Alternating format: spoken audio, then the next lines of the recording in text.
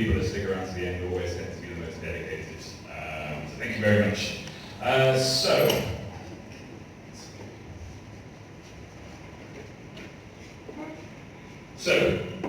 want to play a little game really quick. So, raise your hand if you have ever, led a training workshop before. Okay, so quite a few. Raise your hand if that is something you want to do in the future, if you haven't done already. Awesome, so this should be a good crowd. Raise your hand if you have ever run a workshop that you think went pretty well. Not really. Only a few. Raise your hand if you've run a workshop that you think didn't go so well. Don't be shy. Okay, one more thing while we wait for the technical issues. Oh, there we go.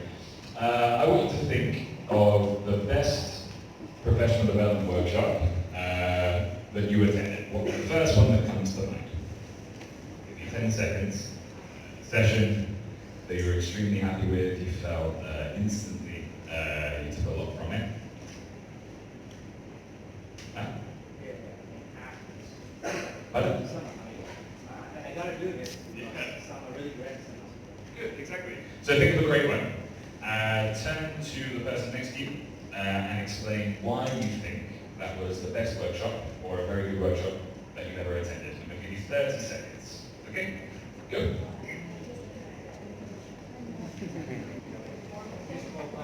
Useful, fun, good, all really good words. Practical is one that's usually bandied around as well. So we're going to aim to make your workshops the first workshop that comes to people's minds when I ask this question again. Okay? So by the end of the workshop, you'll have looked at key considerations for your work framework. But there's another kind of objective I've been considering over the past couple of days. There's been one kind of common theme I've seen in a lot of the sessions this weekend. It's active learning. Not just kind of the notion of active learning, but the fact that this isn't something that happens automatically. You know, all of the workshops that we can see on active learning, or there's talks about active learning, focus on how we can motivate that through our lesson design, how we can do that from engaging our students, and how we can do it by addressing their perceived needs. And that's something that we really should be bringing into the teacher training context as well. Okay, so just a quick overview of the CamTESOL in Vietnam. It's one of the biggest language centers in the country. We have 46 centers, about 450 teachers in my city, Ho Chi Minh City. And there's a heavy focus on professional development. For example, monthly workshops. Most teachers have a development plan, and it's also incentivized financially.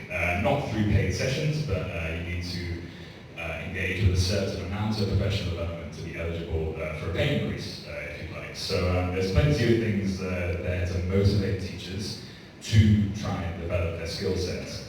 But we were focusing a bit more on the workshops. And one issue that we found was that there's quite low attendance. Every center has to do one workshop per month. So there's 40 workshops across the country every month, and maybe only 5 or 6 attendees per one. So that's demotivating, right, for the presenters. Within the sessions, they're often lacking a bit of engagement, more passive, a bit reluctant to share ideas, maybe talk to their partner. And we got feedback after every session, and while it wasn't bad, it wasn't as good as it could have been. So the first question we needed to consider was why. But more importantly, why were we doing these workshops? So speaking to the staff, they weren't too sure. We had to do one per month in each centre, but it often wasn't a clear purpose. It's like we had a few standardised workshops that we could run, so we just look at the trainer's notes and do it, and we could really sense that that was becoming an issue. And the teachers could see perhaps that we weren't considering them as much as we could have been when we were doing these workshops. So that brought us up to now. So we really need to rework this whole process and decide why and when we're doing the PD. And before we even start planning these sessions, there's 3 things that we can think about in the pre-planning stage. So we've got 3 words here, T, A, and P. Maybe the level of challenge is too high. 3 words. 20 seconds, try and guess.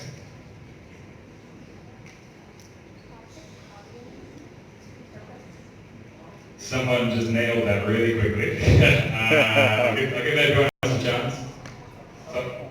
Topic, audience, and brilliant. You guys are awesome. Topic, audience, purpose. TAP for short, if you want to remember it clearly. So first on topic, are we going to make this broad or narrow? What could influence that? Any ideas? For example, timing could influence how broad or narrow a workshop can be. What? It could be narrow, but sometimes a broad scope is more beneficial, depending on the topic. We think about the mode. Is it a conference hall like this? Is it a small seminar base? Is it online? All of these things can decide how broad or narrow. Presenting grammar, for example, we've got so many things that can branch off from that. We've got CTQs, guided discoveries, timelines. I couldn't think of another one, but there's plenty more that could branch off from that. So what are we going to try and do? Are we going to broadly focus on all of that, or are we going to narrow it down? So first thing to do, decide how broad or narrow your topic is going to be. Second, your audience. Very, very important, perhaps the most important. So, lots of things to consider here. What level of knowledge do they already have about the topic? Are they brand new teachers with minimal experience, or are we talking about our CamTESOLs or Delta qualified candidates? Do you know them? Or are they strangers? Are they attending willingly, or are you forcing this training on them? For example, mandatory training at a school. All of these things are going to influence our content. For example, if you don't know the attendees, what might you have to do differently at the start of your workshop? Icebreakers and stuff like that. If this is mandatory training and they're not attending because they want to be there, maybe we'll have to think about ways we can make it more engaging for them. More fun, practical, engaging games for them to play to make sure they're learning that way. Are there any more things about the audience that could affect the way we design our workshops? For example, how big is your audience? I'll be honest, I didn't expect my audience to be this big, so I did not anticipate that. Lots of different things, so make sure that you're considering that before we even start planning the content. But I think the most important one at the beginning was the purpose. So the purpose of training that I deliver, to me, can seem very clear. If we're using the presenting grammar idea again, it could be that we want the teachers to be aware of different approaches. We want them to be able to use them effectively. We want them to be able to use them confidently. For example, write CCQs. These don't always match with the attendees' purpose, why they are attending your workshop. I just said, if we draw back to the ideas that were shouted at the start, why was the best workshop you've ever attended the best workshop?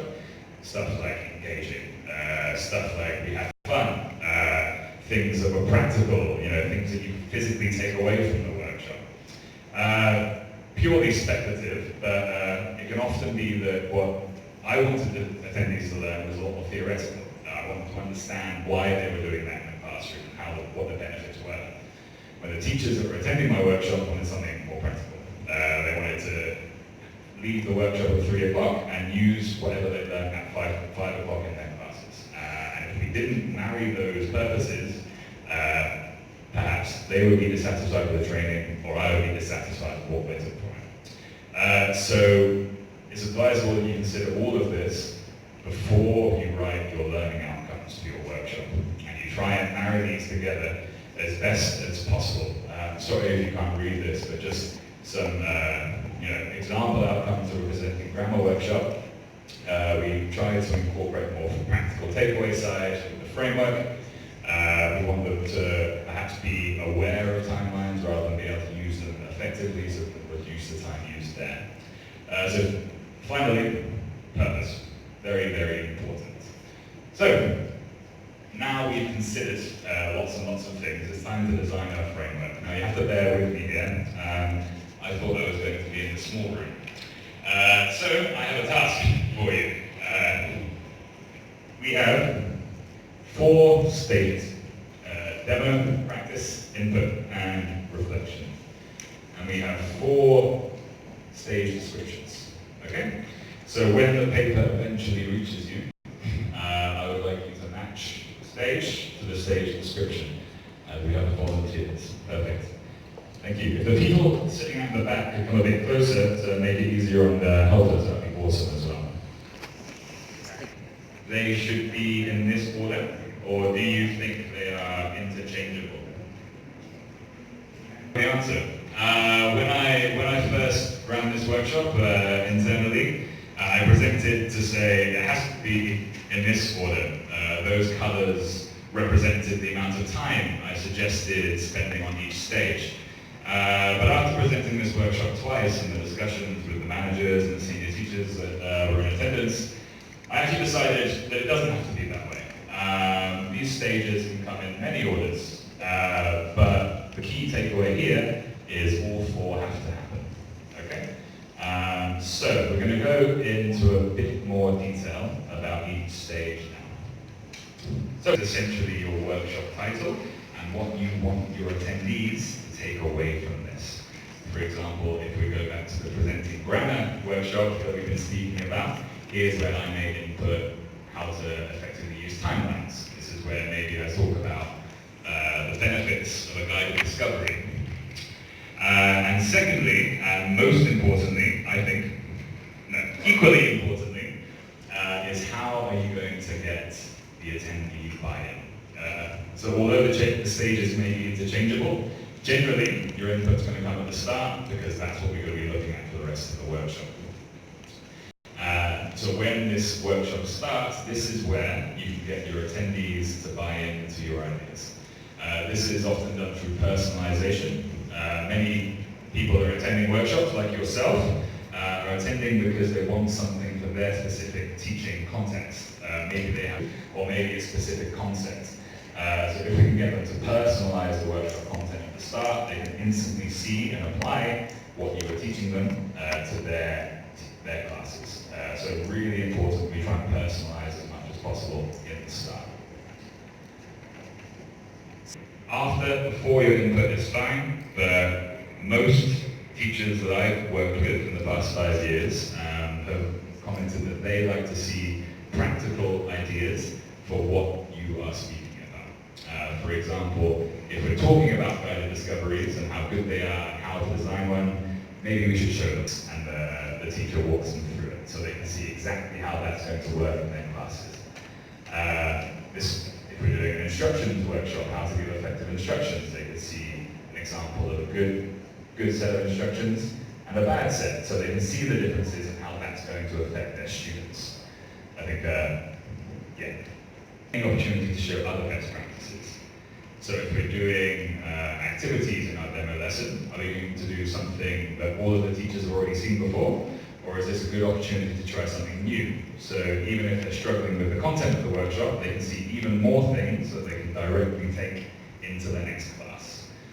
Back to instructions again. If you're doing a demo lesson, make sure your instructions are clear. Make sure you have a good classroom management system. Make sure your feedback stages are interactive and collaborative. Number 3, reflection. Coming back to the personalization aspect, every teacher will want to apply what they have seen in your workshop to their own teaching context.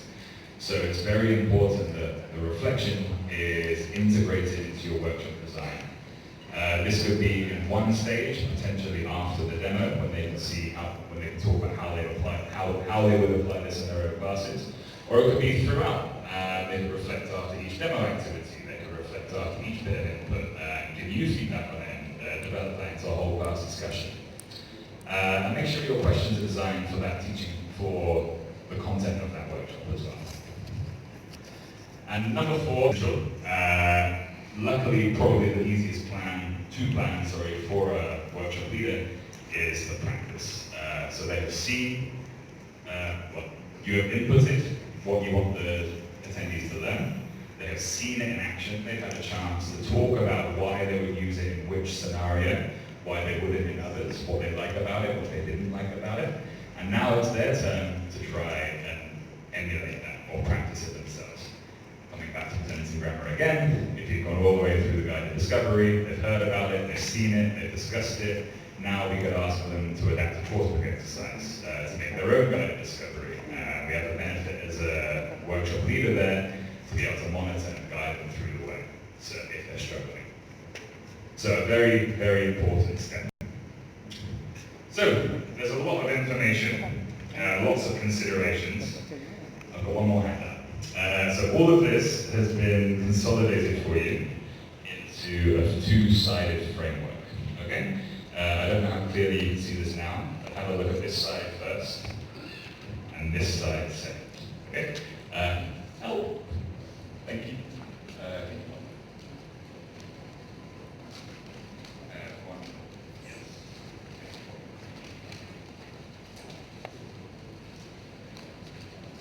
How this framework could be used, or any issues, or any praise, that would be nice. Anything that you like. Handouts, I can email them to you after the lecture also.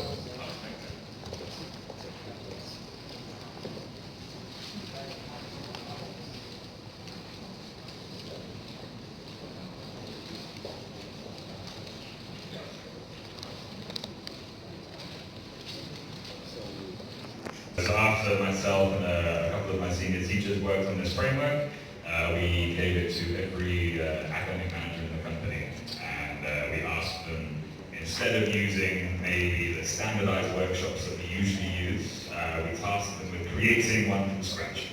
We tasked them with finding a gap in their teaching staff, analyzing it, using this framework, and designing a workshop that was based around those teacher needs. And what we saw after that, for that just one initial round of workshops, was a huge spike in attendance. Because the feedback of what to present was collected in many ways, maybe through observation feedback, maybe through teacher requests. So instantly they saw how applicable it was to them. The second thing we saw was a much higher rate of engagement in the sessions. This is because throughout the pre-planning and the planning of the workshops, the main focus in the mind of the designer was the learner needs and how we could design the workshop most effectively to meet those while still facilitating the institutional requirements. And the third thing we saw was a much higher rate of feedback, which was obviously nice. So I guess that is our surprise fifth stage, feedback. We always collect feedback from our teachers about our workshops. There's some standardized ones, for example, score 1 out of 5. You can see the questions if you scan the code. But then also some more holistic ones. What did you learn the most? What would you like to see in the future? And stuff like that. So before we create any workshops now, we reference the feedback from the previous session to make sure that we're improving our delivery and we're meeting the needs of our staff. I'm going to come back to this slide in a minute, don't worry. So just some really quick tips for delivery. As with lesson planning, timing is key. Most of the workshops we deliver around an hour, and that is never enough time. So it's important that you're considering this and leaving enough time for practice. Avoid kind of routine whole class feedback. All of the teachers that I work with love a discussion, which is great, but once again, timing is key. So when you're doing your whole class feedback, don't just look for the routine idea that everyone's saying. Listen, monitor, and if you hear an interesting point that's not being discussed by other groups, we can bring that to the whole class after. Think about how you can boost your learners' autonomy at every stage. Another common theme of this for teachers. Classroom management, still important. If you know the teaching staff that are attending, and you have two maybe more chatty teachers, maybe you could split them up. Or if you know your experienced staff and your inexperienced staff, making sure you're mixing them around so your inexperienced teachers can use the experienced staff as a resource in these workshops as well. And the last one, try and provide a physical takeaway, like the one that you have in your hands now. Once again, if the attendees perhaps aren't as interested in using all of the principles of your workshop in their classes, providing something physical that they can use straight away is always a good way to make sure that they're being happy and with something of use. Okay, so I think that's my time. Do we have any questions about the content of this workshop or this workshop? Going once? Going twice? Oh. Man. So we talk about the audience earlier. Do you have any suggestions on how do you assess the needs of your audience? That's a really good question. I'm just going to repeat it to the people at the back there. She asked if there was any suggestions for how to assess the needs of the audience before they come to the workshop, which is really good. So tied into the feedback we collect at the end of each workshop, we always reference that.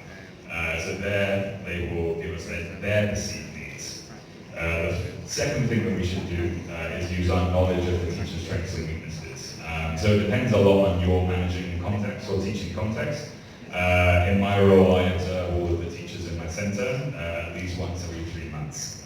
So this means I like to think I have a very clear picture of the whole centre's lacks and strengths.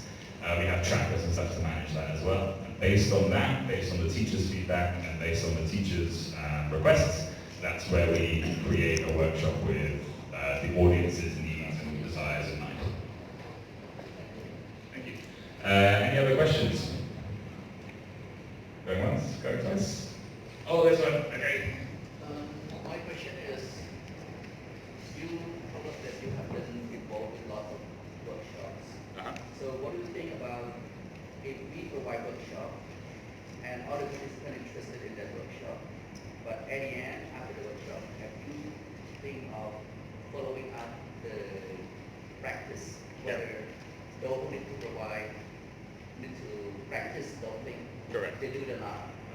And the second thing, if there's a lot of input during the workshop, but at the end of the workshop, we talk about encouragement from the institution. So like us here, we probably need a lot of money, a lot of time, a lot of what we call it scaffolding. People from the experts. So do have you ever thought of that? And do you have any problem with your company? So yeah, I found this a lot in my institution here. Yeah, so the first question is really interesting, like the practice stage. There's a lot of input, perhaps we don't have enough time for the practice, and they have to do that more outside of the workshop. So if I skip all the way back to here, these colours were meant to represent suggested time to spend on each stage of the workshop. So what we can do, or what we often do, is assign the attendees a follow-up task. For example, they can choose, using the presenting grammar example again, if we were doing guided discoveries, we could set them a follow-up task for their team to review it, and that could be counted as a PD action, which would help them in their salary reviews. I've forgotten your second question. I'm really sorry. I talk about the encouragement of Yes. the people in the institution. Yes. Because sometimes the participant of the workshop, they are just like what do you call it, a grassroots, let's say, a normal teacher. Yes. But when they do that idea of concept from the speaker, from the other, what do you call it, professor, you need a lot of people from different bodies in that community. But then they don't have power, they just a teacher. Yes. So you think what should be the best way to help them? So how do we foster that encouragement and to engage in professional development? It's a really good question. To steal from the plenary session, the first plenary session of the weekend, I was talking about building a learning-centered classroom, and I think that's a really powerful idea. And I think that is something that can be translated into our staff rooms as well. So if you focus on that, if you focus on the quality of the professional development, encourage them to engage in that from the interview process all the way through to their first year, really show them the value, that could hopefully motivate them to find other sources and stuff like that. For example, our school now has around 20-ish teachers attending this conference, which is awesome. Hopefully we'll have more in the future. So just really keep that encouragement going as a manager, and hopefully that leads into the staff and they can encourage each other as well. Okay, I think we've run out of time now. So thank you so much. If you do have a couple of minutes before running to the final speech thing. I would really appreciate your feedback on this workshop so I can improve it for future sessions. Thank you very much. Enjoy the rest of your weekend.